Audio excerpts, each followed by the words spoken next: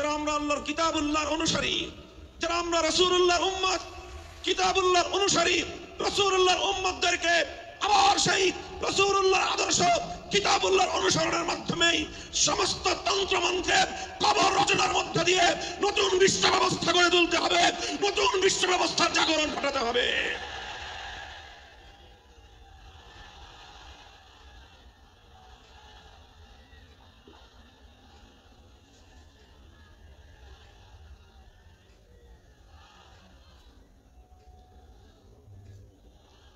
মুহতারাম হাজিরিন, রাসূল আকরাম সাল্লাল্লাহু আলাইহি ওয়াসাল্লাম যেই 4 কর্মসূচির মাধ্যমে পৃথিবীর আমূল পরিবর্তন ঘটিয়েছিলেন, আমি আবারও স্মরণ করিয়ে দিচ্ছি। নবীজির 4টি কর্মসূচিরই কেন্দ্রবিন্দু ছিল কোরআন, কিতাবুল্লাহ। কিতাবুল্লাহকে কেন্দ্র করে রাসূলুল্লাহর সারা জীবনের সমস্ত দায়িত্ব পালিত হয়েছে। প্রথম দায়িত্ব ছিল আল্লাহ পয়গম্বরের, ربنا وبعث فيهم رسولا منهم يتلو عليهم آياتك। 1 নম্বর দায়িত্ব ছিল আল্লাহর মহান কিতাব কিতাবুল্লাহ, কোরআনে কারীমকে তেলাওয়াত করে শোনানো, কোরআনের তেলাওয়াতের সুমধুর ঝংকার তোলে এই মানবতার হৃদয় গহীনের মধ্যে, মানুষের হৃদয় গহীনে বিপ্লবের বীজ অঙ্কুরিত করা, বিপ্লবের বীজ রোপণ করা, জাহেলিয়াতের বিরুদ্ধে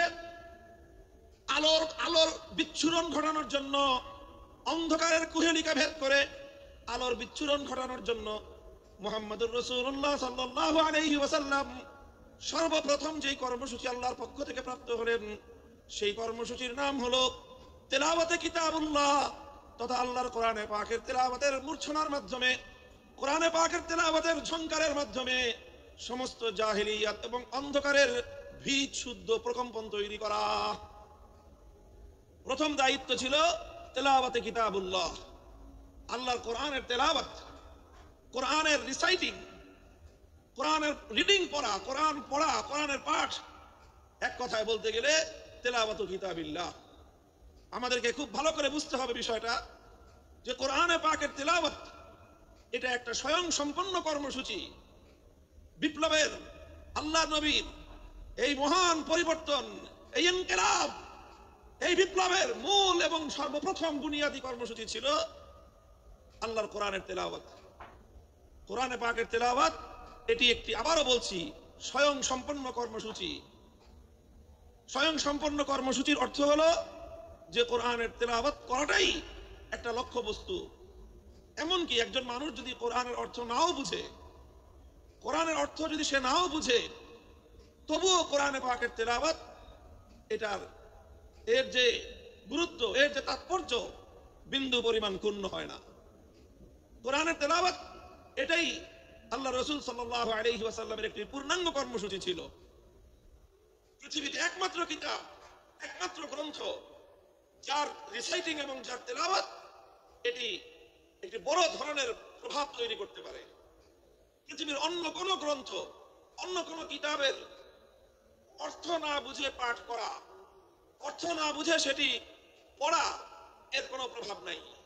সেটা যে কোনো বিষয়বস্তুর গ্রন্থ হোক, বই হোক, আপনি দর্শনের বই, সাহিত্যের বই, সায়েন্সের বই, মেডিকেলের যত বইপত্র, এগুলো পড়েন, যে কোনো একজন পাঠক যদি পড়ে আর যদি সে তার মর্ম না বুঝে, তার অর্থ না বুঝে, তাহলে সাহিত্যের বই পাঠ করে মর্ম না বুঝলে সাহিত্যের কিছুই শিখতে পারবে না। দর্শনের বই না বুঝে পড়লে কোনো লাভ নাই, সায়েন্স বিজ্ঞানের বই না বুঝে পড়লে কোনো লাভ নাই, মেডিকেলের বই না বুঝে পড়লে কোনো উপকারিতা হবে না, এক্সেপ্ট আল কোরআনুল কারীম। পৃথিবীতে একমাত্র কিতাব কোরআনে পাক, যেই কোরআন না বুঝে পড়লেও সেই কোরআন মানুষের হৃদয়ের মধ্যে তার অ্যাকশন এবং তার প্রভাব তৈরি করে থাকে। কোরআনে পাকের তেলাওয়াতের মধ্যে আল্লাহ পাক রব্বুল আলামিন সেই মাহাত্ম্য রেখেছেন, সেই তাৎপর্য রেখেছেন। আমরা তাফসীর, হাদিস, তাফসীর এবং সিয়ারুস সাহাবা, সাহাবায়ে কেরামের জীবনীতে তার অসংখ্য দৃষ্টান্ত খুঁজে পাই। আবু বকর সিদ্দিক রাদিয়াল্লাহু তাআলা আনহুর জীবনীতে, ইতিহাসের কিতাবে একটি ঘটনা লিপিবদ্ধ হয়। হযরত আবু বকর রাদিয়াল্লাহু আনহু একবার তিনি মক্কা ছেড়ে চলে যাচ্ছেন। পথিমধ্যে আরবের একজন প্রভাবশালী গোত্রীয় নেতা প্রধান ইবনু দাগিনা তার নাম, তার সঙ্গে দেখা। ইবনু দাগিনা জিজ্ঞাসা করেন, আবু বকর কোথায় যাও? তিনি বললেন যে মক্কায় আর আমার থাকার উপায় নেই, মক্কার মানুষ আমাকে চরম উত্ত্যক্ত করেছে, আমাকে অনেক আমার অমর্যাদা করেছে, আমার উপর নির্যাতন চালিয়েছে, কাজে আমি আর মক্কায় থাকবো না, আমি মক্কা ছেড়ে চলে যাচ্ছি।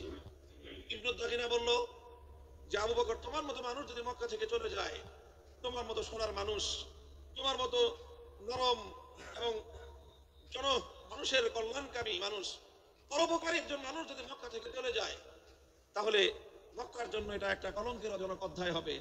আরবের লোকেরা বলবে যে মক্কার মানুষ ভালো না, আবু বকরের মতো একজন সোনার মানুষ তাদের সাথে থাকতে পারে না। সুতরাং তোমার মক্কা ছেড়ে চলে যাওয়া চলবে না, তুমি আমার সাথে চলো, আমি দায়িত্ব গ্রহণ করছি যে মক্কায় তোমাকে কেউ কোনো ধরনের ডিস্টার্ব করবে না, তোমাকে কেউ উৎপাত করবে না, আমি তার দায়িত্ব নিচ্ছি। ইবনু দাগিনা আবু বকর সিদ্দিক রাদিয়াল্লাহু তাআলা আনহুকে নিয়ে মক্কায় আসে। মক্কার লোকজনদেরকে ডাক দিয়ে বলে, তোমরা আবু বকরের সঙ্গে কেন দুর্ব্যবহার করো? কেন তোমরা আবু বকরকে উত্ত্যক্ত করো? কেন তার উপর নির্যাতন চালাও? আবু বকর যদি তোমাদের মক্কা ছেড়ে চলে যায়, সেটা হবে মক্কার মানুষের জন্য, মক্কার জন্য চরম অসম্মানের একটা বিষয়, মক্কার বাসীর জন্য এটা হবে একটা বদনামের কারণ। সুতরাং আবু বকরকে তোমরা উত্ত্যক্ত করো না, তাকে তোমরা নির্যাতন চালিও না, আবু বকরকে তার মতো মক্কায় থাকতে দাও। কারণ আবু বকর তো কোনো মানুষের ক্ষতি করে না, মানুষের কল্যাণ করে, নিজে আহার না খেয়ে অনাহারী মানুষের মুখে আহার তুলে দেয়, মানুষের সে কল্যাণ সাধন করে। মক্কার লোকেরা তখন জবাব দিল যে আবু বকর যদি মক্কায় থাকতে চায় থাকুক, আমাদের কোনো আপত্তি নাই। এমনকি আবু বকর আমাদের বাপ দাদার ধর্ম ত্যাগ করে মুহাম্মাদের ধর্ম গ্রহণ করেছে, এই ব্যাপারে আমরা আর আপত্তি করব না। মুহাম্মাদের ধর্ম ত্যাগ শুধু গ্রহণ করেছে তাই নয়, বরং সে মুহাম্মাদের ধর্ম মানুষের মধ্যে প্রচার করবার জন্য কাজ করে, সেটাও না হয় আমরা মেনে নিলাম। কিন্তু আবু বকরকে যদি মক্কায় থাকতে হয়, আমাদের শুধুমাত্র একটি শর্ত মানতে হবে। আবু বকর আল্লাহর কোরআনের তেলাওয়াত করে, কালামুল্লাহ শরীফের তেলাওয়াত করে, সে তেলাওয়াত করুক, সেটাতেও আমরা বাধা দিব না। কিন্তু শুধুমাত্র আমাদের একটা শর্ত মানতে হবে, আবু বকরকে কোরআনের তেলাওয়াত করতে হবে তার ঘরের দুয়ার বন্ধ করে, ঘরের ভিতরে, ঘরের দুয়ার খুলে উঠোনে দাঁড়িয়ে, উন্মুক্ত প্রান্তে দাঁড়িয়ে আবু বকর আল্লাহর কোরআন তেলাওয়াত করে, এটা করতে পারবে না। ইবনু দাগিনা জিজ্ঞাসা করলো কারণ কি? ঘরটারও মালিক আবু বকর, ঘরের যে উঠোন সেই উঠোনের মালিকও আবু বকর। ঘরের উঠোনে, ঘরের বাইরে দাঁড়িয়ে, বারান্দায় দাঁড়িয়ে যদি আবু বকর তেলাওয়াত করে, তোমাদের সমস্যা কোথায়? মক্কার লোকেরা তখন জবাব দিল যে আবু বকর যখন ঘরের বাইরে উন্মুক্ত উঠোনে দাঁড়িয়ে আবেগ মাখা কণ্ঠে আল্লাহর কোরআনে পাকের তেলাওয়াত করতে থাকে, তখন আবু বকর সিদ্দিকের এই কোরআনের তেলাওয়াত এটা মন্ত্রমুগ্ধের মতো, এটা চুম্বকের মতো আমাদের মানুষগুলোকে আকর্ষণ করতে থাকে। এমনকি আমরা ঘরের মধ্যে আমাদের ছোট্ট ছোট্ট শিশুদেরকে পর্যন্ত দড়ি দিয়ে বেঁধে রাখতে পারি না, বাদ ভাঙ্গা জ্বরের মতো আবু বকরের কোরআনের তেলাওয়াত এটা লোহাকে যেমন চুম্বক আকর্ষণ করে টেনে নেয়, আবু বকরের তেলাওয়াতে কোরআন ভাবেই আমাদের ছোট ছোট শিশু বাচ্চাদেরকে, আমাদের ছোট ছোট শিশুদেরকে পর্যন্ত আবু বকরের দিকে, কোরআনের তেলাওয়াতের দিকে আকৃষ্ট করে টেনে নিয়ে আসে। কোরআন তেলাওয়াত করুক, আপত্তি নাই, কিন্তু এমন ভাবে তেলাওয়াত করতে হবে যেন আমাদের মানুষের কর্ণকুহরে কোরআনের তেলাওয়াতের আওয়াজ পৌঁছতে না পারে। মুহতারাম হাজরিন, ইতিহাস বলে এভাবেই শুধু আল্লাহর কোরআনের তেলাওয়াত এটাই সর্বপ্রথম মক্কার কায়েমি স্বার্থবাদীদের জাহিলিয়াতের বীজ শুদ্ধ কাঁপিয়ে দিয়েছিল। কোরআনের তেলাওয়াতের মধ্যে আল্লাহ পাক রব্বুল আলামিন সেই অ্যাকশন এবং সেই প্রভাব রেখে দিয়েছেন, সেই তাসির রেখে দিয়েছেন। করেন সুবহানাল্লাহ। আজ কোরআনে পাকের তেলাওয়াত আমরা ছেড়ে দিয়েছি, ভুলে গিয়েছি। খুবই স্বল্প পরিমাণ মানুষ উম্মতের মধ্য থেকে আল্লাহর কোরআনে পাকের বিশুদ্ধ তেলাওয়াত করতে পারে। কোরআনের সেই তেলাওয়াতের সেই পরিবেশ আবার জিন্দা করা চাই।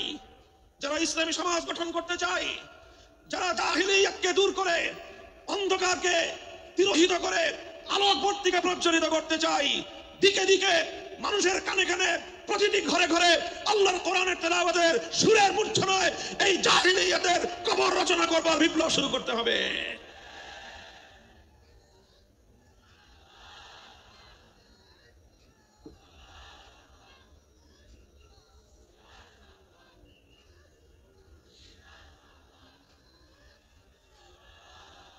হুয়াল্লাযী বা'আসা ফিল উম্মিয়্যিনা রাসূলাম মিনহুম ইয়াতলু আলাইহিম আয়াতিহি ওয়া ইউআল্লিমুহুমুল কিতাবা ওয়াল হিকমাহ। নবী আকরাম সাল্লাল্লাহু আলাইহি ওয়াসাল্লামের এক নম্বর কর্মসূচি ছিল তেলাওয়াতে কালামে পাক, তেলাওয়াতে কিতাবুল্লাহ। আলহামদুলিল্লাহ, আজকের সমাজেও মাদ্রাসাগুলোর মধ্যে, শিক্ষা প্রতিষ্ঠানগুলোর মধ্যে, বিশেষ করে মক্তব এবং তাহফিজুল কোরআন বিভাগ, হিফজ বিভাগে এই বিশুদ্ধ তেলাওয়াতের চর্চা চলছে। আমরা আজকের এই 5ই আগস্ট পরিবর্তিত বিপ্লবোত্তর বাংলার এই মাটিতে একটা স্পষ্ট আহ্বান জানাতে চাই, একটা দাবি তুলতে চাই। গোটা বাংলার 18 কোটি তাওহীদি জনতার এক কণ্ঠে আওয়াজ তুলতে চাই। আমাদের জাতীয় শিক্ষা ব্যবস্থায় প্রতিটি স্কুলে, প্রাইমারি স্কুলে আমার সন্তানদেরকে জাতীয় শিক্ষা ব্যবস্থার অন্তর্ভুক্ত করে বিশুদ্ধ কোরআন তেলাওয়াত শিক্ষার ব্যবস্থা করতে হবে। যদি স্কুলগুলোতে আমাদের সোনামণিদেরকে আল্লাহর কোরআনের সঠিক শিক্ষা, তেলাওয়াত শিক্ষা দেওয়া শুরু হয়, এই আমার বাংলাদেশকে আর কোন শক্তি বিপথগামী করতে পারবে না, বিপথগামী করতে পারবে না ইনশাআল্লাহ।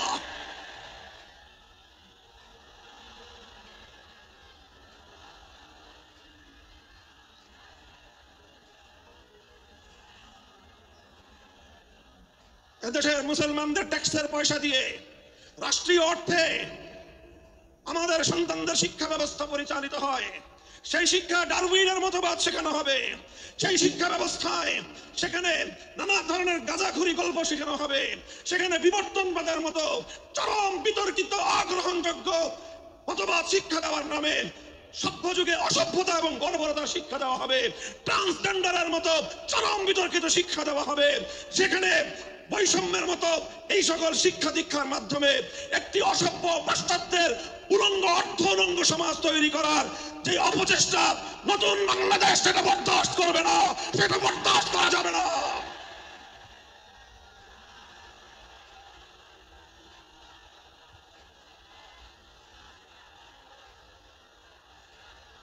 এই জন্য আমরা যে কথা বলছি, কোরআনকে ঘরে ঘরে পৌঁছাতে হবে।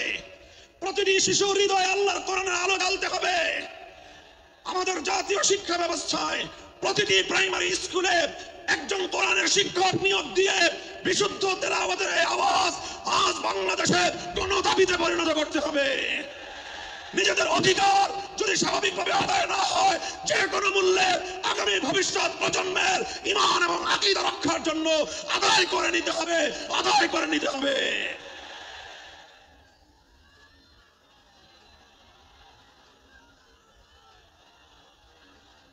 মুহতারাম হাজিরিন, এখানে বিভিন্ন শ্রেণী পেশার মানুষ রয়েছেন, আইন শৃঙ্খলা রক্ষাকারী বাহিনীর ভাইরা রয়েছেন, গোয়েন্দা সংস্থার লোকেরা রয়েছেন, এখানে বিভিন্ন শিক্ষা প্রতিষ্ঠানের শিক্ষক শিক্ষিকা মহোদয় রয়েছেন, অনেক শিক্ষা প্রতিষ্ঠানের পরিচালক মণ্ডলীর সদস্যরা রয়েছেন।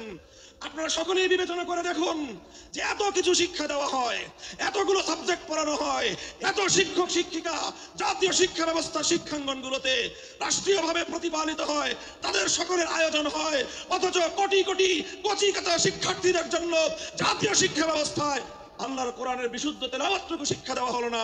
একটি মুসলিম জাতি হিসেবে আমাদের জন্য এর চেয়ে দুঃখজনক, এর চেয়ে লজ্জাজনক আর কোনো বিষয় থাকতে পারে না। এমন বাংলাদেশ দেখার জন্য শরীয়তুল্লাহর রক্ত দেয় নাই, এমন বাংলাদেশ দেখার জন্য তিতুমিররা বাঁশের কেল্লা করে নাই। আমাদেরকে অনেক বঞ্চিত করা হয়েছে। আমাদেরকে বিপদগামী করার জন্য জাতীয়, আন্তর্জাতিক, আভ্যন্তরীণ এবং বহির শত্রুরা একযোগে অনেক ষড়যন্ত্র করেছে। এবার সমস্ত ষড়যন্ত্রের জাল ছিন্ন করবার সময় এসেছে। আমরা সকলেই যদি যার যার জায়গা থেকে এই আওয়াজ উঠাই যে সব শিক্ষা থাকতে পারবে, সমস্ত কিছু শিখবে আমাদের শিক্ষার্থীরা, প্রাইমারি লেভেলে অন্তত বিশুদ্ধ তেলাওয়াতের শিক্ষা থাকবে না কেন? আল্লাহ পাক রব্বুল আলামিন আমাদের এই ঈমানি দাবি উপলব্ধি করে এই রাষ্ট্র ব্যবস্থাকে যথাযথ পদক্ষেপ গ্রহণ করার তৌফিক দান করুন। এটা ছিল প্রথম কর্মসূচির কথা বলছিলাম, ইয়াতলু আলাইহিম আয়াতিক। এমন একজন পয়গম্বর, যেই পয়গম্বরের প্রথম কর্মসূচি হবে আল্লাহর কোরআনকে তেলাওয়াত করে শোনানো, কোরআনে পাকের রিসাইটিং, কোরআনের পাঠ, কোরআনের রিডিং করে শোনানো। এটাই হলো একটা বৈপ্লবিক কর্মসূচি। রাসূল আকরাম সাল্লাল্লাহু আলাইহি ওয়াসাল্লামের দ্বিতীয় কর্মসূচির কথা আল্লাহর কোরআন বলছে, ওয়া ইউআল্লিমুহুমুল কিতাব। যেই কোরআনের তেলাওয়াত হলো, যেই কোরআন পড়ে শোনানো হলো, এক নম্বর কর্মসূচির মাধ্যমে কোরআনকে তেলাওয়াত করে মানুষের কানে কানে পৌঁছে দেওয়া হলো। এরপরে দ্বিতীয় কর্মসূচির শুরু হলো।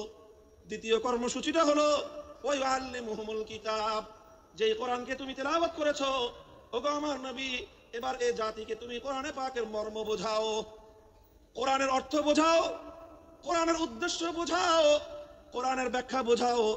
তাফসীরের মাধ্যমে মানুষের কাছে আল্লাহর মেসেজ এবং আল্লাহ পাকের পয়গামগুলো বিশ্ব মানব জাতির কাছে তুলে ধরো। রাসূল আকরাম সাল্লাল্লাহু আলাইহি ওয়াসাল্লামের দ্বিতীয় দফা কর্মসূচির শিরোনাম হলো তালিমুল কিতাব, অর্থাৎ আল্লাহর কিতাবের মর্ম এবং তার ব্যাখ্যা শিক্ষা প্রদান করা। আল্লাহর নবী পবিত্র কোরআনে পাককে এভাবেই ব্যাখ্যা করে শিখিয়েছেন, মানুষকে বুঝিয়েছেন, কোরআনের অর্থ বুঝিয়েছেন।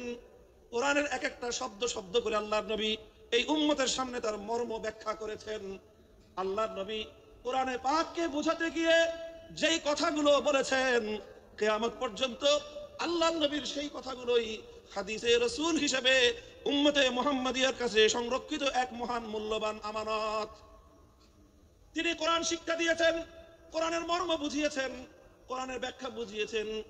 আল্লাহ পাক রব্বুল আলামিন মানব জাতিকে লক্ষ্য করে কি মেসেজ পাঠিয়েছেন, কি বার্তা তিনি দিয়েছেন, সেই বার্তা আর আল্লাহর সেই পয়গামগুলো নবী আকরাম সাল্লাল্লাহু আলাইহি ওয়াসাল্লাম মানুষকে বুঝিয়েছেন।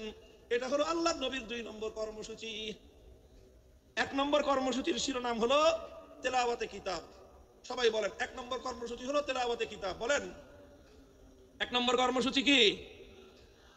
2 নম্বর কর্মসূচি হলো তালিমে কিতাব। বলেন 2 নম্বর কর্মসূচি কি? তালিমে কিতাব। 1 নম্বর ছিল তেলাওয়াতে কিতাব, 2 নম্বর হলো তালিমে কিতাব।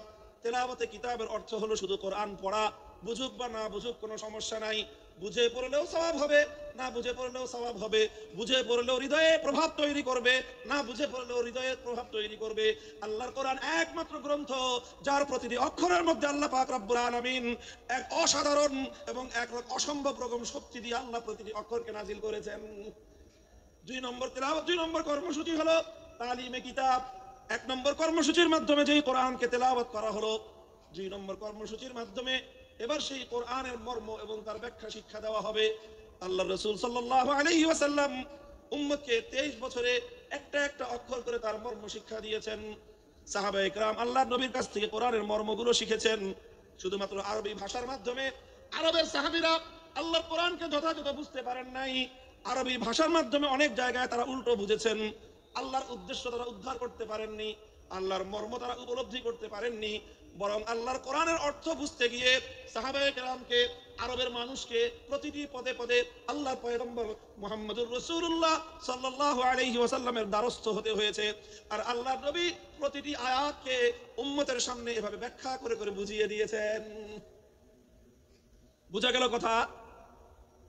আপনারা রিপ্লাই দিয়ে কথা বুঝতে পারলেন? তাহলে কোরআনে পাকের রাসূলুল্লাহ সাল্লাল্লাহু আলাইহি ওয়াসাল্লামের 1 নম্বর কর্মসূচি ছিল তেলাওয়াতে কিতাব। 2 নম্বর কর্মসূচি কি ছিল? তালিমে কিতাব। কি ছিল? তালিমে কিতাব। এটা ছিল 2 নম্বর কর্মসূচি। তালিমে কিতাবের অর্থ হলো আল্লাহ যা কিছু বলেছেন তার মর্ম, তার উদ্দেশ্য, তার ব্যাখ্যা, এটাকে এক্সপ্লেইন করে, এটাকে বিস্তারিত বিবরণের মাধ্যমে মানুষকে বুঝিয়ে দেওয়া, উম্মতকে বুঝিয়ে দেয়া, আল্লাহর বান্দাদেরকে বুঝিয়ে দেয়া। আল্লাহ এজন্যই বলেছেন ওয়ানজালনা ইলাইকা যিকরা লিতুবাইয়িনা লিন-নাসি মা নুযিলা ইলাইহিম ওয়া লাআল্লাহুম ইয়াতাফাক্কারুন। ওগো আমার নবী, আমি আমার এই মহাগ্রন্থ কোরআনে পাক আপনার কাছে নাযিল করেছি। পাহাড়ের উপর আমি অবতীর্ণ করি নাই, আসমানের উপর আমি অবতীর্ণ করি নাই, বাইতুল্লাহর উপর আমি অবতীর্ণ করি নাই, অন্য কোনো কিছুর উপর আমি আমার এই কোরআনকে অবতীর্ণ করি নাই। আমার এই কোরআন আমি আপনার নিকট এজন্যই নাযিল করেছি, কারণ আপনার ব্যাখ্যা ছাড়া এই উম্মত এবং এই বিশ্ববাসী আল্লাহর কালামকে পরিপূর্ণভাবে এর অর্থ কোনোদিন এর অর্থ বুঝতে পারবে না, এর মর্ম উদ্ঘাটন করতে পারবে না। এজন্য নবীর 2 নম্বর কর্মসূচি হলো কোরআনে পাকের ব্যাখ্যা বুঝানো। তিনি আলহামদুলিল্লাহ সেই ব্যাখ্যা বুঝিয়েছেন, তিনি সেই মর্ম শিখিয়েছেন। আলহামদুলিল্লাহ আজও উম্মতের মধ্যে কোরআনের অর্থ বোঝানোর প্রক্রিয়া অব্যাহত আছে। মাদ্রাসা শিক্ষার মাধ্যমে এদেশের সোনার সন্তানদেরকে 10 বছরের দীর্ঘ কারিকুলামের মাধ্যমে কোরআনের ব্যাখ্যা শেখানো হয়। 5 বছরের কারিকুলামের মাধ্যমে তাদেরকে কোরআনের তেলাওয়াত শেখানো হয়েছে। এরপরে 10 বছরের শিক্ষা কারিকুলামের মাধ্যমে তাদেরকে কোরআনের ব্যাখ্যা শেখানো হয়। আর এভাবে ওলামায়ে কেরাম তাফসীর গ্রন্থ লিখে লিখে, কোরআনে পাকের অনুবাদ গ্রন্থ লিখে লিখে মানুষের কাছে কোরআনের পয়গাম পৌঁছে দেওয়ার মাধ্যমে কোরআনের ব্যাখ্যা এবং মর্ম জাতির কাছে পৌঁছে দেওয়ার চেষ্টা করেছেন। আর এই রকম বাংলার প্রত্যন্ত অঞ্চলে, গ্রাম বাংলার শহর নগর বন্দরে তাফসীরুল কোরআন মাহফিলগুলোর মাধ্যমে এ জাতির সোনার সন্তান, এ জাতির শ্রেষ্ঠ সন্তান আলেম সমাজ এভাবেই শত শতাব্দী কাল পর্যন্ত এদেশের মানুষের কাছে কোরআনের বাণী, কোরআনের পয়গাম পৌঁছে দেওয়ার জন্য তাফসীরুল কোরআন মাহফিলগুলোর আয়োজন করছেন। এটা গেল দ্বিতীয় দফা কর্মসূচি। কাজেই কোরআনের মর্ম বোঝার দরকার আছে না নাই? এটা বড় আশ্চর্যজনক বিষয়, বড় দুঃখজনক মর্মান্তিক একটা বিষয় আছে। বহু মানুষ, বহু ভাই বোন আমাদের মাঝে এমন খুঁজে পাওয়া যাবে, অনেক কিছু তারা পড়াশোনা করেছেন জীবনে, অনেক পড়াশোনা করেছেন, রাজনীতি নিয়ে পড়াশোনা করেছেন, অর্থনীতি নিয়ে পড়াশোনা করেছেন, সাহিত্য নিয়ে পড়াশোনা করেছেন, দর্শন নিয়ে পড়াশোনা করেছেন, নভেল নাটক পড়ার তো কোনো ইয়ত্তা নাই। কত ধরনের পড়াশোনা, একাডেমিক পড়াশোনা, একাডেমির বাইরে বিভিন্ন পাঠ্যপুস্তকের বাইরে কত কিছুর পড়াশোনা অনেক মানুষ আমরা করি। কিন্তু বহু মানুষ, আল্লাহর অনেক এমন বান্দা, আল্লাহর নবীর এমন অনেক উম্মত রয়ে গিয়েছে, জীবনের 60, 70, 80 বছর বয়সে অন্তত একবারের জন্য হলেও আল্লাহর কোরআনের সূরাতুল ফাতিহার আলহামদুলিল্লাহ থেকে সূরাতুন নাসের মিনাল জিন্নাতি ওয়ান নাস পর্যন্ত পূর্ণ কোরআনে পাকের ব্যাখ্যা তো দূরের কথা, অনুবাদটুকু একবার কেউ পড়ে দেখে নাই। এমন মানুষ সমাজে আছে না নাই? বলেন আছে না নাই? আমি মনে করি যারা এই কাজটুকু আমরা করি নাই, তারা আমরা আল্লাহর পক্ষ থেকে আমাদের প্রতি নাজিলকৃত আল্লাহর সর্বশ্রেষ্ঠ নিয়ামত আল্লাহর কোরআন কিতাবুল্লাহর সঙ্গে আমরা বিশ্বাসঘাতকতা করেছি, চরম দায়িত্বহীনতার পরিচয় দিয়েছি।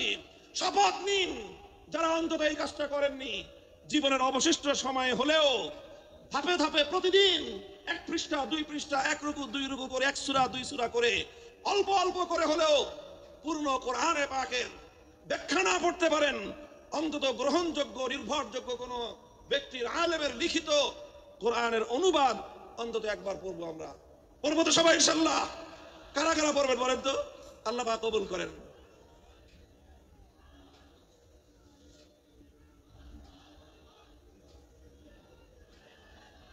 আমরা আল্লাহর কোরআনের আলো ঘরে ঘরে জ্বালতে চাই। ঘরে ঘরে জ্বালার আগে অন্তত প্রথম আমাদের হৃদয়ে গহীনে আল্লাহর কোরআনের আলো জ্বালতে হবে। প্রতিটি মুসলমান কোরআনের তেলাওয়াত শেখার চেষ্টা করতে হবে। দ্বিতীয়ত, কোরআনের মর্ম বোঝার জন্য তালিমে কিতাবের কর্মসূচির আওতায় আমাদের আসতে হবে। আল্লাহর নবীর প্রথম কর্মসূচি তেলাওয়াতে কিতাবের আওতায় এসে কোরআনে পাকের তেলাওয়াত শিখতে হবে। কোরআনে পাকের দ্বিতীয় কর্মসূচি, রাসূলুল্লাহর দ্বিতীয় কর্মসূচি তালিমে কিতাবের আওতায় এসে অন্তত জীবনে একবার হলেও পবিত্র কোরআনে পাকের অনুবাদ ফার্স্ট টু লাস্ট, আগাগোড়া একবার অন্তত আপনি অধ্যয়ন করুন। আমি আত্মবিশ্বাসের সঙ্গে বলতে পারি, একজন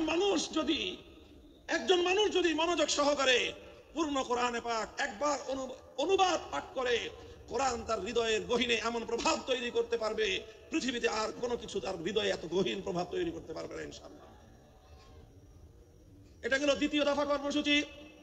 3 নম্বর কর্মসূচি হলো আল্লাহর পয়গম্বরের ওয়া ইউআল্লিমুহুমুল কিতাবা ওয়াল হিকমা, তালিমে হিকমত। 3 নম্বর কর্মসূচি হলো তালিমে হিকমত। কি বললাম বলেন তো? তালিমে হিকমত বলেন সবাই, তালিমে হিকমত। 1 নম্বর কর্মসূচি ছিল তেলাওয়াতে কিতাব, 2 নম্বর কর্মসূচি ছিল তালিমে কিতাব। আল্লাহর নবীর 3 নম্বর কর্মসূচি হলো তালিমে হিকমত। 3 নম্বর কর্মসূচি কি? জোরে বলেন। তালিমে হিকমত। তালিমে হিকমত কি জিনিস? তাফসীরে মারিফুল কোরআনে পাকের তাফসীরে মারিফুল কোরআনের মধ্যে আল্লামা মুফতি শফি রহমাতুল্লাহি আলাইহি, পাক ভারত উপমহাদেশের মুফতি আজম, তিনি সহ অনেক মুফাসসিরিনে কেরামগণ তালিমে হিকমতের যে অগ্রগণ্য ব্যাখ্যা লিখেছেন, সেটা হলো এই তালিমে হিকমত মানে হলো যে প্রথমে কোরআনে পাকের তেলাওয়াত করা হলো, এটা ছিল 1 নম্বর কাজ। তারপরে কোরআনে পাকের মর্ম এবং তার অর্থ এবং তার ব্যাখ্যা শিক্ষা দেওয়া হলো, এটা ছিল তালিমে কিতাব। এটা ছিল 2 নম্বর কর্মসূচি। বন্ধুগণ, আল্লাহর পাক রব্বুল আলামিন তার নবীকে বলেছেন, শুধুমাত্র মৌখিকভাবে কোরআনের অর্থ বুঝিয়ে দিলেই এই জাতি আমার বান্দারা এই কোরআনকে পরিপূর্ণ অনুধাবন করতে পারবে না। শুধুমাত্র ব্যাখ্যা শোনায় দিলে, শুধুমাত্র অর্থ শোনায় দিলে, অথবা শুধুমাত্র ব্যাখ্যা পড়ায় দিলে শুধু পড়ানো আর শোনানোর দ্বারাই আল্লাহর কোরআনকে এ জাতি পরিপূর্ণভাবে অনুধাবন করতে পারবে না, বরং কোরআনে পাক এটাকে যদি এ জাতির কাছে পরিপূর্ণভাবে উপস্থাপন করতে হয়, আল্লাহর বান্দাদেরকে যদি কোরআনে পাক পরিপূর্ণভাবে বোঝাতে হয়, তাহলে কোরআনের মর্ম বলার পাশাপাশি যেই কাজটা করতে হবে সেটা হলো পবিত্র কোরআনে পাককে যথাযথভাবে এর যেই সকল বিষয়গুলোর সাথে প্র্যাকটিসের সম্পর্ক রয়েছে সেই বিষয়গুলিকে আল্লাহর নবী প্র্যাকটিক্যাল বাস্তবায়ন করে দেখায় দেওয়া, এটার নামই হলো তালিমে হিকমত। অর্থাৎ কোরআন এটা শুধুমাত্র থিওরিটিক্যাল কোনো গ্রন্থ নয়, এটা থিওরি যতটা উপলব্ধি করতে হয়, থিওরিগুলো যতটা মন আত্মস্থ করতে হয়, থিওরিটা যতভাবে বুঝতে হয়, পাশাপাশি কোরআনকে বুঝতে হলে তার তৃতীয় যে কর্মসূচি সেটা হলো প্র্যাকটিক্যাল ভাবে কোরআনকে বুঝতে হবে। আপনারা যারা জেনারেল শিক্ষায় শিক্ষিত, বিশেষ করে যাদের সায়েন্স ব্যাকগ্রাউন্ড, তারা খুব ভালো করে জানেন যে সায়েন্সের বিশেষ করে এই যে আপনার সায়েন্সের যে অনেকগুলো সাবজেক্ট রয়েছে, পদার্থবিজ্ঞান, তারপরে আরো অন্যান্য অনেকগুলো সাবজেক্ট যেগুলো শুধুমাত্র বই পড়ায় দিলে শিক্ষার্থীরা পরিপূর্ণভাবে উপলব্ধি করতে পারে না, বরং তার প্র্যাকটিক্যাল করতে হয়। মেডিকেলে তো এই বিষয়টা আরো চরম ভাবে এটা বাস্তব বিষয় যে মেডিকেলের কোনো বিষয় শুধুমাত্র শিক্ষক শিক্ষিকারা লেকচার দিয়ে স্টুডেন্টদেরকে বুঝিয়ে দিতে পারে না। শুধুমাত্র লেকচার শুনে বই পড়ে কোন একজন ছাত্র কোনোদিন ডাক্তার হতে পারে না। লেকচার শুনতে হয়, বই এবং শীট পড়তে হয়, পাশাপাশি প্রত্যেকটা বিষয়ের জন্য এখানে প্র্যাকটিক্যাল করার জন্য ল্যাবরেটরি থাকে।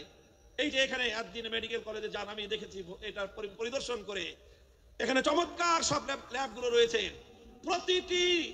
প্রতিটি ক্লাসের প্রতিটি বর্ষের শিক্ষার্থীদের জন্য প্রায় প্রতিটি ক্লাসের সাথে সাথে প্র্যাকটিক্যাল হাতে কলমে মেডিকেল সায়েন্সের শিক্ষা দেওয়ার জন্য মানব দেহের অঙ্গ প্রত্যঙ্গের ডিটেইলস বিবরণ হাতে কলমে আঙ্গুল দিয়ে প্র্যাকটিক্যাল দেখিয়ে দিয়ে একজন শিক্ষার্থীকে সেখানে শিক্ষা দেওয়া হয়। কথা বলে ঠিক না বেঠিক? মেডিকেল সায়েন্স যতটা প্র্যাকটিক্যাল, কোরআনে পাক তার চেয়ে বেশি প্র্যাকটিক্যাল। কোরআন শুধুমাত্র অর্থ বুঝে, শুধু ব্যাখ্যা বুঝে আল্লাহর কোরআনের উপর পরিপূর্ণভাবে আমল করা কোশ্চিনকালেও সম্ভব নয়। এজন্য রাসূল আকরাম সাল্লাল্লাহু আলাইহি ওয়াসাল্লামের 3 নম্বর কর্মসূচি হলো তালিমে হিকমত। তালিমে হিকমতের অর্থ হলো তেলাওয়াতে কিতাবের মাধ্যমে যেই কোরআনের তেলাওয়াত হয়েছে, তালিমে কিতাবের মাধ্যমে যেই কোরআনের অর্থ এবং ব্যাখ্যা শিক্ষা দেওয়া হয়েছে, তালিমে হিকমতের মাধ্যমে সেই কোরআনে পাকের প্র্যাকটিক্যাল বিষয়গুলো বাস্তবে প্রতিফলিত করে প্র্যাকটিক্যাল করে উম্মতকে দেখিয়ে দিতে হবে। এটা হলো তালিমে হিকমত। এবং নবী আকরাম সাল্লাল্লাহু আলাইহি ওয়াসাল্লাম তার জীবনের একটা গুরুত্বপূর্ণ অধ্যায় তালিমে হিকমতের মধ্যে কাটিয়েছেন। উম্মতকে প্র্যাকটিক্যাল শিখিয়েছেন। কোরআন কিভাবে শিখিয়েছেন যেমন উপলব্ধি করুন। দৃষ্টান্ত দিয়ে আমি বলছি সংক্ষেপে। আল্লাহ পাক কোরআনে আয়াত নাযিল করলেন, আকিমুস সালাত, সালাত কায়েম করো। আল্লাহর নবী প্রথমে তেলাওয়াত শোনালেন, আকিমুস সালাত ওয়া আতুজ যাকাত ওয়া আতিউল্লাহ ওয়া রাসূলহু। তেলাওয়াত শোনালেন, 1 নম্বর কর্মসূচি পালিত হলো। তারপরে সালাতের মর্ম ব্যাখ্যা করে বোঝালেন যে সালাতের অর্থ কি। আল্লাহ নবী বুঝিয়ে দিলেন সালাতের অর্থ হলো এমন একটা ইবাদত যে ইবাদতের মধ্যে তাকবীরে তাহরিমা থাকবে, যে ইবাদতের মধ্যে সূরা ফাতিহার তেলাওয়াত থাকবে, যে ইবাদতের মধ্যে সূরা ফাতিহার পরে আরো কোরআনের তেলাওয়াত থাকবে, যে ইবাদতের মধ্যে রুকু থাকবে, রুকুর মধ্যে তাসবিহ থাকবে, তারপরে সাজদা থাকবে, সাজদার মধ্যে তাসবিহ থাকবে, তারপরে বৈঠক হবে, সেই বৈঠকের মধ্যে তাশাহুদ থাকবে। এইভাবে সালামের মাধ্যমে যে ইবাদতটা সমাপ্ত হবে, সালাতের দ্বারা সেই ইবাদত উদ্দেশ্য, সেই সালাতকে কায়েম করতে বলেছেন। কিয়ামের ইকামতের কি অর্থ আল্লাহর নবী তা সব কিছু ব্যাখ্যা করে বুঝিয়ে দিয়েছেন। এখানেই নবীজির দায়িত্ব শেষ হয়নি, বরং সালাত কিভাবে আদায় করতে হবে রাসূল আকরাম সাল্লাল্লাহু আলাইহি ওয়াসাল্লাম প্র্যাকটিক্যাল ভাবে সেটা উম্মতকে শিক্ষা দিয়েছেন। মদিনার মসজিদে নববীর মধ্যে তিনি মিম্বার স্থাপন করে সেই মিম্বারের উপর দাঁড়িয়ে রাসূলুল্লাহ সাল্লাল্লাহু আলাইহি ওয়াসাল্লাম 2 রাকাত নামাজ আদায় করেছেন। সকলে দর্শক, আল্লাহর নবী সালাত আদায়কারী, সকল সাহাবী দর্শক। এরপরে আল্লাহর নবী সকলকে লক্ষ্য করে বললেন, সল্লু কামা রাআইতুমুনি উসাল্লি, তোমরা আমাকে যেভাবে নামাজ পড়তে দেখলে ঠিক সেভাবেই তোমরা নামাজ পড়বে।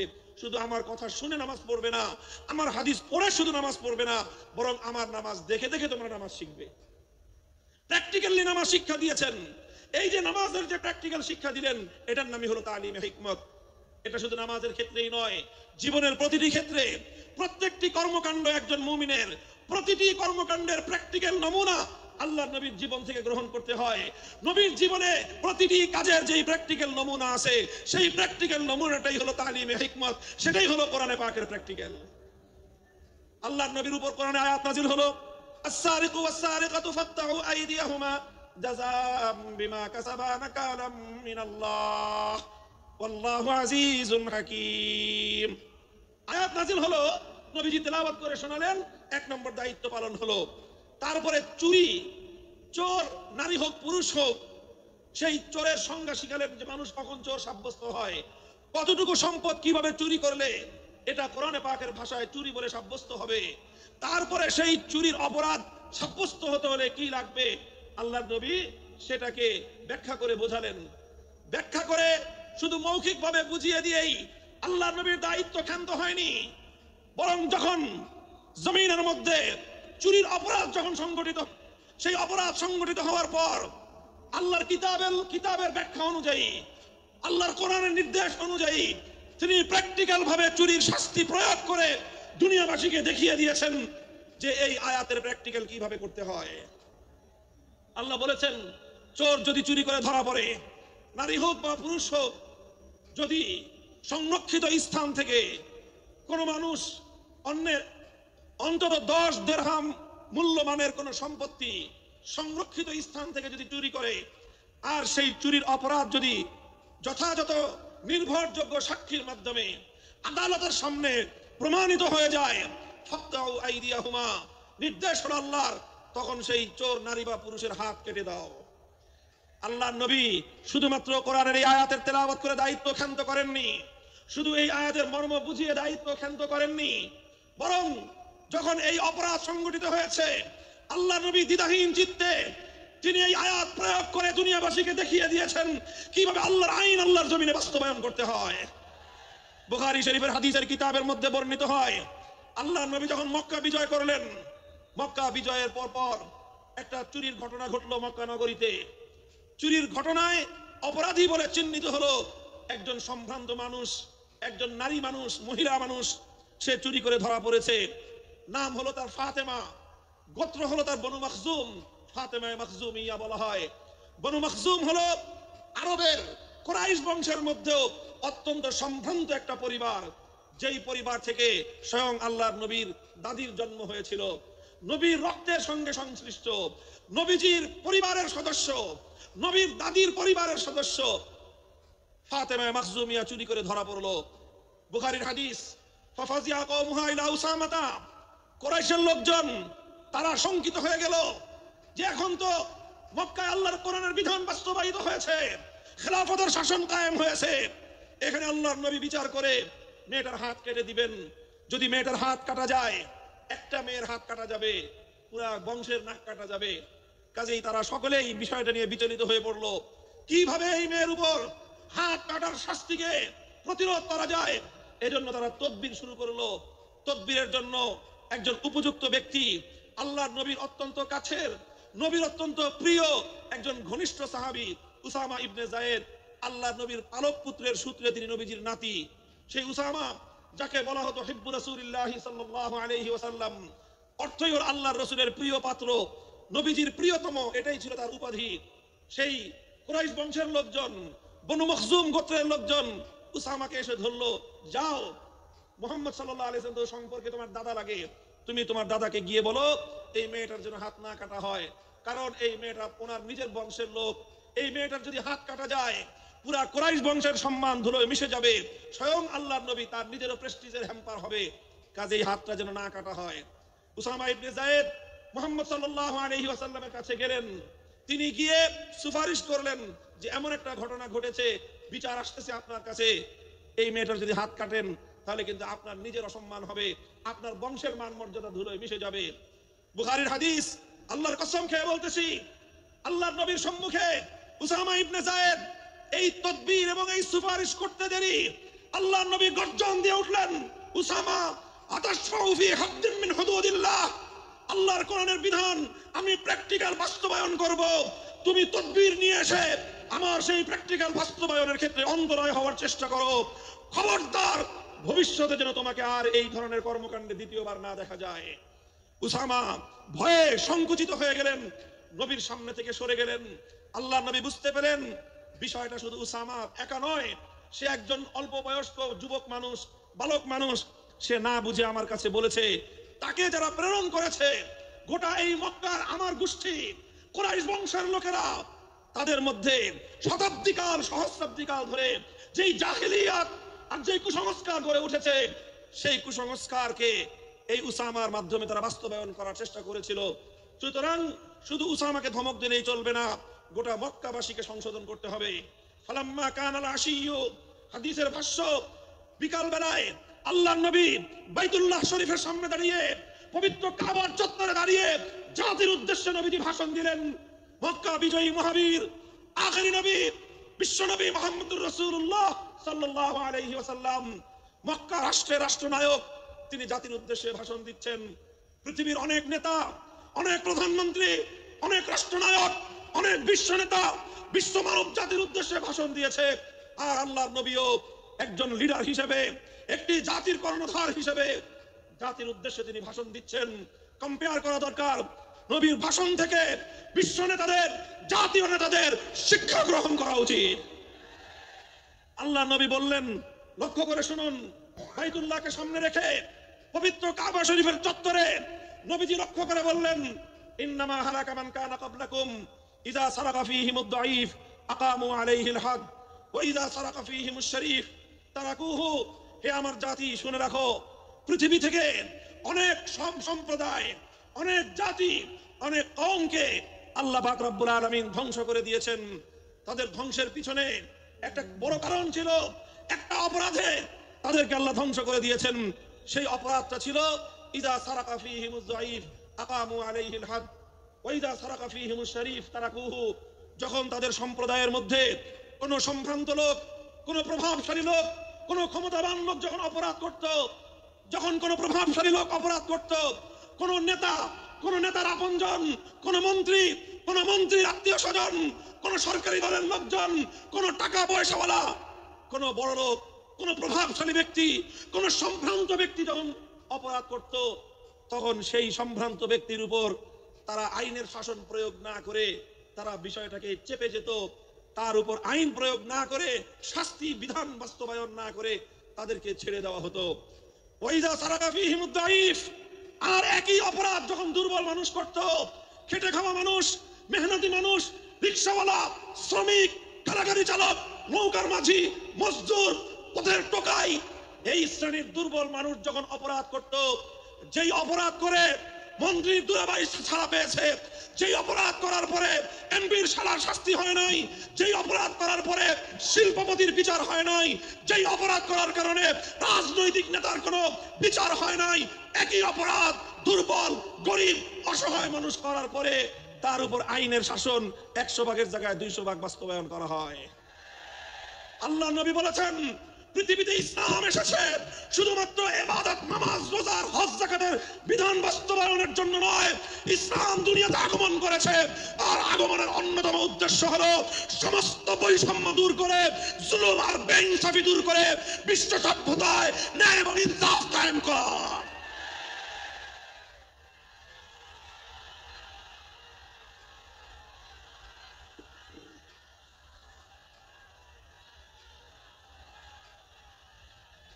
মনে রাখবেন, বৈষম্যহীন সমাজ গড়া এটা শুধু বৈষম্য বিরোধী ছাত্র নেতৃবৃন্দের দায়িত্ব নয়।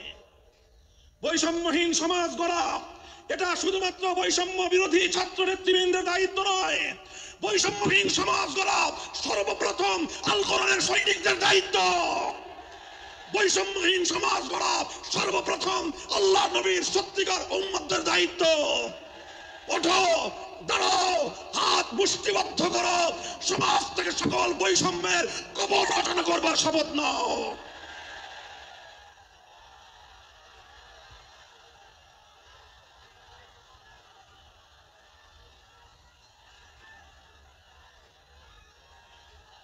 মুহতারাম হাজিরিন, কথাটা খুব জায়গা লক্ষণীয়, শোনার বিষয়। যারা একটা বৈষম্যহীন সমাজ দেখতে চাও, যারা জুলুম এবং অত্যাচারে অতিষ্ঠ হয়ে গিয়েছো, যাদের জীবনকে এই ধরনের অন্যায়, অবিচার, জুলুম, শোষণ, স্বৈরতন্ত্র যাদের অন্তর হৃদয়কে জ্বালিয়ে পুড়িয়ে ছারখার করে দিয়েছে। হে হতাশাগ্রস্ত জাতি, আসল কোরআনের কাছে আমরা তোমাদেরকে মুক্তির বার্তা শোনাই, আমরা তোমাদেরকে সান্ত্বনার বাণী শোনাবো। আসো, হাতে হাত রাখি, সমস্ত বৈষম্য, জুলুম, স্বৈরতন্ত্রের কবর রচনা করে আল্লাহর কোরআনের সমাজ গড়বার জন্য হাতে হাত রাখি। দেখেন, আল্লাহ পাক রব্বুল আলামিন যুগে যুগে যত নবী রাসূল প্রেরণ করেছেন, যুগে যুগে যত আসমানি কিতাব আল্লাহর পক্ষ থেকে অবতীর্ণ হয়েছে, কেন হয়েছে? শুধুমাত্র মুসল্লিদের সমাজ গড়বার জন্য নয়, শুধুমাত্র রোজাদার সমাজ গড়ার জন্য নয়। অবশ্যই কোরআন এবং কিতাব নাজিল হয়েছে নামাজের জন্য, অবশ্যই কোরআন এবং কিতাব নাজিল হয়েছে রোজা, হজ, যাকাত সহ আল্লাহ পাকের যাবতীয় বিধান সমাজে বাস্তবায়ন করার জন্য। তবে একমাত্র এটাই উদ্দেশ্য নয়, বরং সমস্ত কিতাব, সমস্ত নবী রাসূল দুনিয়াতে আগমন করার অন্যতম একটা মৌলিক লক্ষ্য। কোরআনে পাকের সূরাতুল হাদীদ থেকে তেলাওয়াত করেন, অর্থ বুঝেন, মর্ম বুঝার চেষ্টা করেন। লাকাদ আরসালনা রুসুলানা বিল বাইয়িনাতি ওয়াল হুদা ওয়া আনজালনা মাআহুমুল কিতাবা ওয়াল মিজান লিয়াকুমান নাসু বিল কিসত। আল্লাহ কোরআন বলছে যে আমি নবী রাসূল পাঠিয়েছি, আসমান থেকে যুগে যুগে কিতাব নাজিল করেছি। এই সব কিছুর অন্যতম একটা উদ্দেশ্য হলো লিয়াকুমান নাসু বিল কিসতি। কোরআন নাজিলের উদ্দেশ্য, নবী প্রেরণের উদ্দেশ্য, শরীয়ত প্রেরণের উদ্দেশ্য, ধর্ম প্রেরণের উদ্দেশ্য হলো, অন্যতম উদ্দেশ্য হলো লিয়াকুমান নাসু বিল কিসতি। মানব সমাজ থেকে অন্যায়, অবিচার, জুলুম, শোষণ দূরীভূত করে ন্যায় এবং ইনসাফ কায়েম করা, এটাই হলো ইসলামের অন্যতম মৌলিক লক্ষ্য। যদি ইনসাফ কায়েম না করা যায়, ইসলাম অনুসরণ করা যায় না। যদি বেইনসাফের বিরুদ্ধে লড়াই না করতে পারো, মিথ্যে মুসলমানের দাবি ত্যাগ করো। তুমি যদি ইনসাফের জন্য যুদ্ধ করতে না পারো, তুমি যদি বৈষম্যের বিরুদ্ধে লড়াই করার হিম্মত না রাখো, মুসলমানের মিথ্যা দাবি করা ভণ্ডামি ছাড়া কিছুই নয়।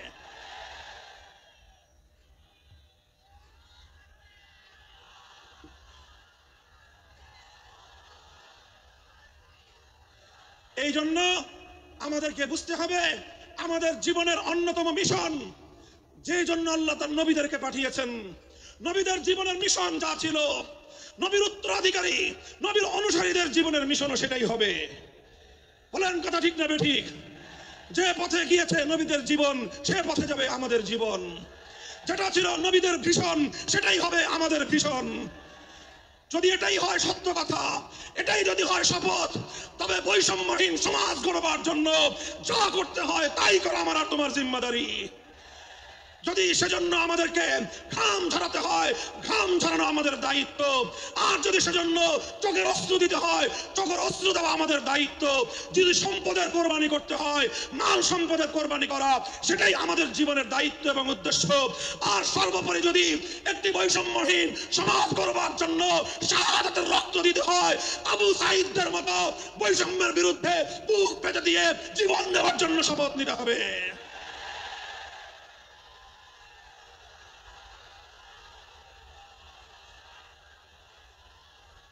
এই প্রস্তুত থাকবেন তো ইনশাআল্লাহ? আল্লাহর নবী বললেন এই বৈষম্য চলবে না, এই বৈষম্য জাহিলিয়াত, এই বৈষম্য মূর্খতা। সমাজের মধ্যে নিজের দলের লোক অন্যায় করলে পাকার পার, বিরোধী দলের লোক অন্যায় করলে আইনের শাসন 100 ভাগের জায়গায় 200 ভাগ। নিজেরা অপরাধ করলে সেই অপরাধীকে ছাড়িয়ে নেওয়ার জন্য সমস্ত আয়োজন। বিপক্ষ মতের লোকজন অপরাধ না করা সত্ত্বেও তাদেরকে কেচোর মতো মাটির গর্ত থেকে ধরে এনে তাদেরকে বিচারের মুখোমুখি দাঁড় করানো, অন্যায় ভাবে তাদের জীবন থেকে তাদের যৌবনের সময়গুলো কেড়ে নেওয়া, বছরের পর বছর অন্ধকার করা, প্রকোষ্ঠে তাদেরকে বন্দী করে রাখা। এই জুলুম এবং অন্যায়ের অবসান যদি না ঘটাতে পারো, পুরুষ এবং যুবক মানুষ হিসেবে আল্লাহর কাছে জবাবদিহিতার সুযোগ থাকবে না। কাজেই তাফসীরুল কোরআন শুধুমাত্র কোরআনের তেলাওয়াতের জন্য নয়, তাফসীরুল কোরআন শুধু আল্লাহর কোরআনের মর্ম বোঝানোর জন্য নয়। আল্লাহর কোরআন তেলাওয়াত করতে হবে, মর্ম বুঝতে হবে। আর তালিমে হিকমতের কর্মসূচির অধীনে কোরআনে পাকের এক একটা আয়াত, কোরআনের এক একটা বিধান আল্লাহর জমিনে বাস্তবায়ন করার জন্য আমাদের জীবন যৌবনের বাজি লাগায় দিতে হবে, বাজি লাগায় দিতে হবে ইনশাআল্লাহ।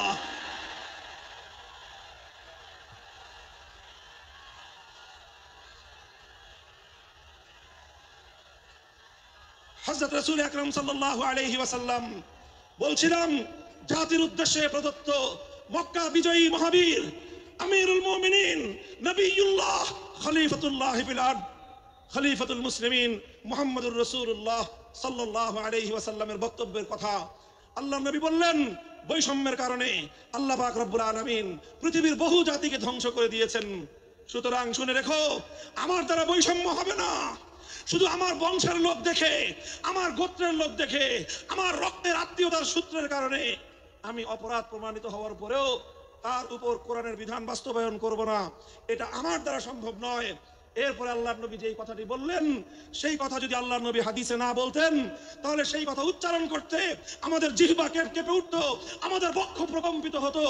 আল্লাহর নবী বললেন, ওয়াল্লাহ লাউ আন্না ফাতিমাতা বিনতা মুহাম্মাদিন সারাকাত লাকাতাতু ইয়াদাহা, ওয়াল্লাহি লাউ আন্না ফাতিমাতা বিনতা মুহাম্মাদিন সারাকাত লাকাতাতু ইয়াদাহা। শুধু আমার দাদির গোত্র, আমার বংশের ফাতেমা নামনি মহিলা নয়, আজ যদি আমি মুহাম্মদুর রাসূলুল্লাহর কলিজার টুকরা মেয়ে, আমার জীবনের সবচেয়ে আদরের সন্তান ফাতেমা যদি আজকে চুরি করে ধরা পড়তো, আমি আল্লাহর শপথ করে বলি, আমি তার হাত কেটে দিতে এতটুকু দ্বিধা করতাম না। মুহতারাম হাজিরিন, এটাই হলো তালিমে হিকমত। আল্লাহর কোরআনের বিধান বাস্তবায়ন করতে গিয়ে ছুরি যদি নিজের সন্তানের গলার উপর দিয়ে যায়, ইব্রাহিম খলিলুল্লাহর মতো ছুরি চালায় দিতে দ্বিধা করা যাবে না। যদি ইনসাফ কায়েম করতে গিয়ে ছুরি যদি নিজের সন্তানের হাতের উপর দিয়ে যায়, সে হাত স্তব্ধ হয়ে যাবে না, সে হাত থমকে দাঁড়াতে পারবে না। যেখান দিয়ে ইনসাফ যাবে, সেখান দিয়ে ইনসাফকে চালিয়ে দিতে হবে।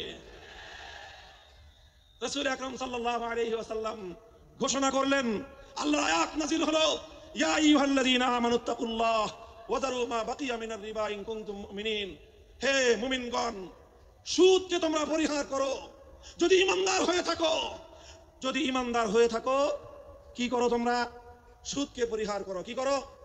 ইত্তাকুল্লাহ, তোমরা আল্লাহকে ভয় করো।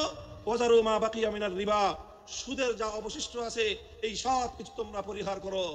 আর যদি না করো, সুদ যদি তোমরা পরিহার না করো, ফাযানু বিহারবিম মিনাল্লাহি ওয়া রাসূলিহি, আল্লাহ এবং তার রাসূলের পক্ষ থেকে যুদ্ধের ঘোষণা শুনে নাও।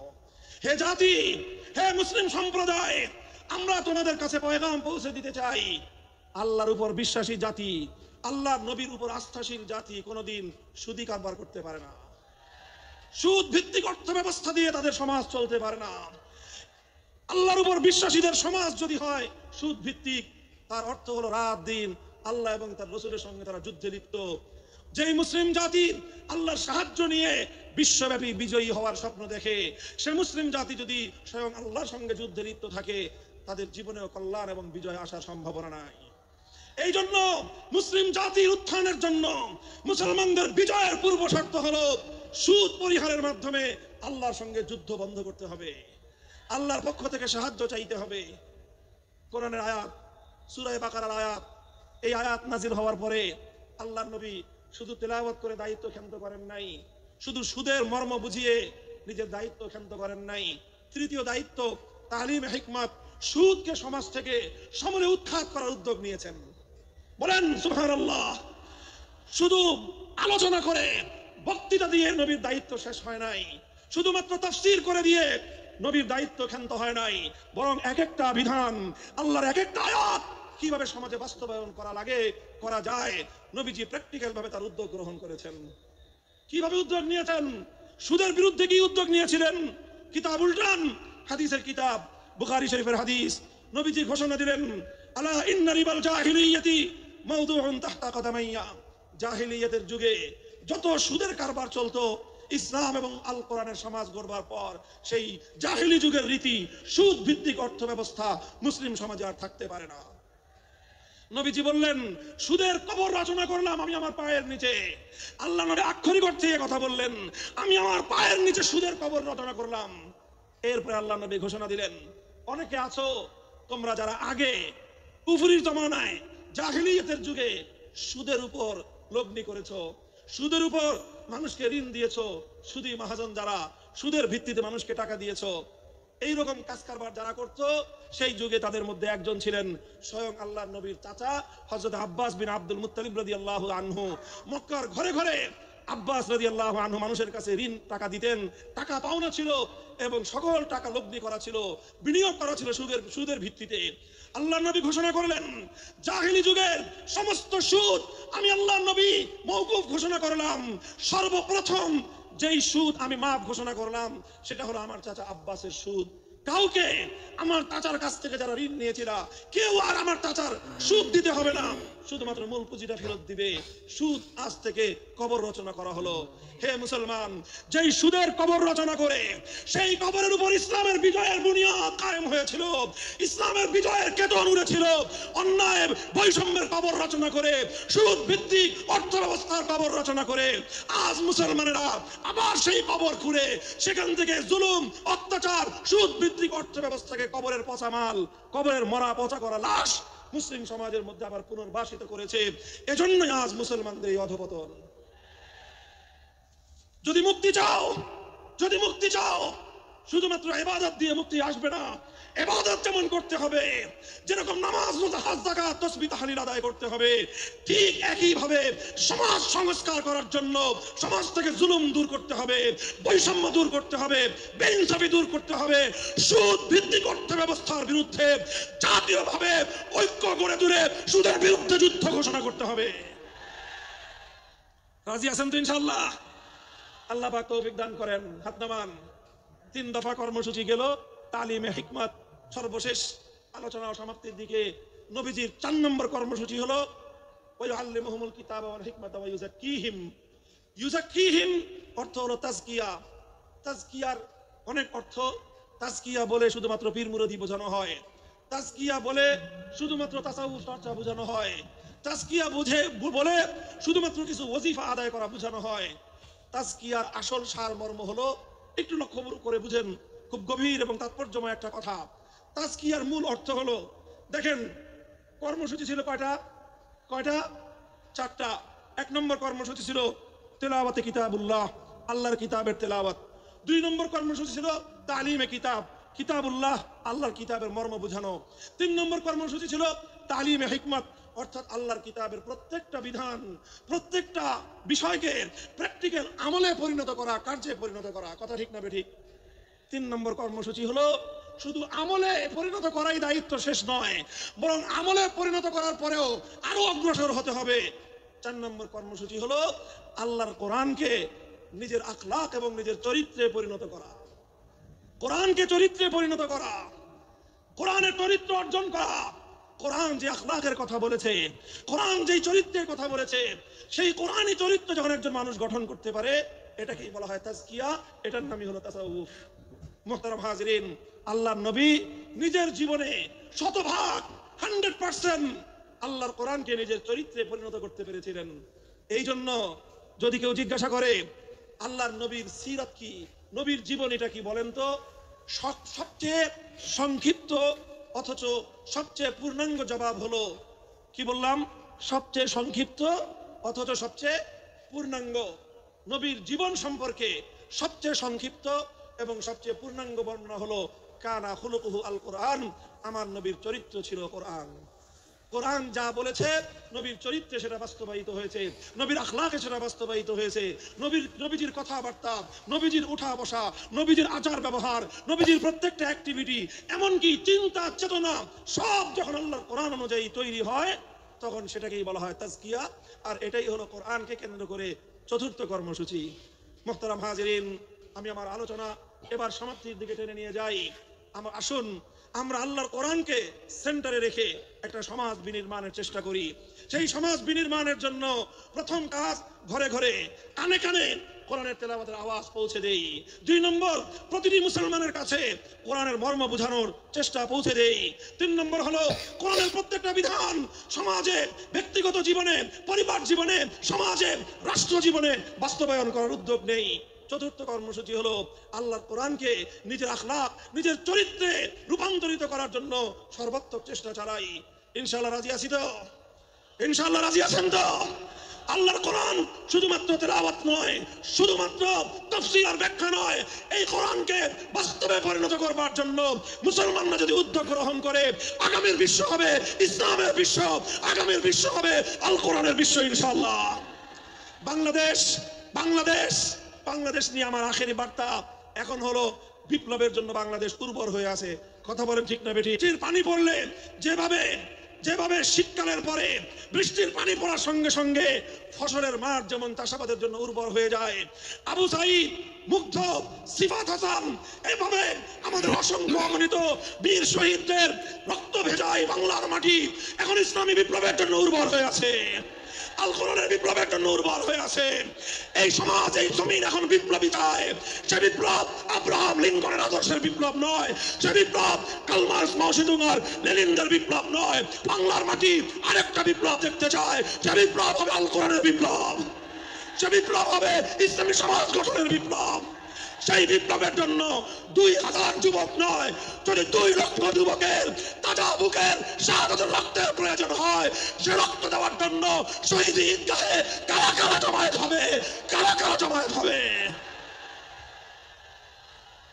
হ্যাঁ, এটা শুধু কথার কথা না, শপথ। এটা কথার কথা না, শপথ। এটা অঙ্গীকার। কার সাথে? কার সাথে? ইনশাআল্লাহ এই শপথ এবং অঙ্গীকারের উপর আমরা আমাদের জীবনের অবশিষ্ট সময়গুলো অতিক্রম করার চেষ্টা করব। করবেন তো ইনশাআল্লাহ? আল্লাহ পাক কবুল করুন, তৌফিক দান করেন। 3 দিন ব্যাপী আজিমুস শান তাফসীরুল কোরআন মাহফিলের এই আয়োজন সার্থক হোক ইসলামী সমাজ গঠনের জন্য। এখান থেকে মানুষ অনুপ্রেরণা নিয়ে ঘরে ফেরুক, ঘরে ঘরে কোরআনের আলো, ঘরে ঘরে কোরআনের তেলাওয়াত, কোরআনের তালিম এবং কোরআনের হিকমতের আমল শুরু হোক। আল্লাহ আমাদের সকলকে